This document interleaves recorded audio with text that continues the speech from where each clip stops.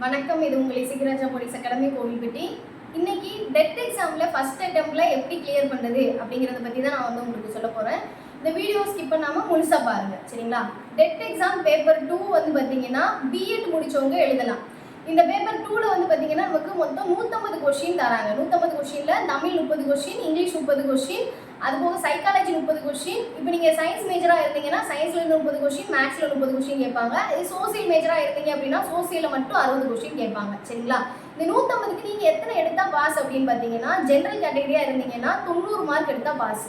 இதே PC, BCM, எம்பிசியாக இருந்தீங்க அப்படின்னா 75 மார்க் எடுத்தால் பாஸ். எஸ்சி எஸ்டிக்கு 60 மார்க் எடுத்தாலே பாஸ், சரிங்களா? இந்த மார்க் எப்படி நம்ம எடுக்கிறது அப்படின்னு பார்த்தீங்கன்னா, ஃபர்ஸ்ட் தமிழ் எடுத்துக்கிட்டிங்கன்னா 6ஆம் வகுப்புலேருந்து 12ஆம் வகுப்பு வரைக்கும் உள்ள பள்ளி பாட புத்தகத்தில் உள்ள நூல்வெளி, சொல்லும் பொருளும், ஆசிரியர் குறிப்பு, அது போக இலக்கண பகுதி, இது மட்டும் நீங்கள் படித்தாலே போதும். இங்கிலீஷ் பார்த்தீங்கன்னா 6லேருந்து 10th வரைக்கும் உள்ள ஸ்கூல் புக்கில் புக் பேக்கில் உங்களுக்கு எக்ஸசைஸ் கொடுத்துருப்பாங்க. அதை நீங்கள் ஒர்க் அவுட் பண்ணி பார்த்தாலே போதும், இங்கிலீஷில் நல்ல மார்க் எடுக்கலாம், சரிங்களா? அதே மேக்ஸ் எடுத்துக்கிட்டிங்கன்னா அடிப்படையான கணிதம் தான் நமக்கு கொஷினில் கேட்குறாங்க. அதுவுமே நம்ம ஈஸியாக சால்வ் பண்ணுற மாதிரி தான் இருக்கும். சயின்ஸ் எடுத்துக்கிட்டிங்க அப்படின்னா 6ஆம் வகுப்புலேருந்து 10ஆம் வகுப்பு வரை உள்ள பள்ளி பாட புத்தகங்களை படித்தாலே போதும்.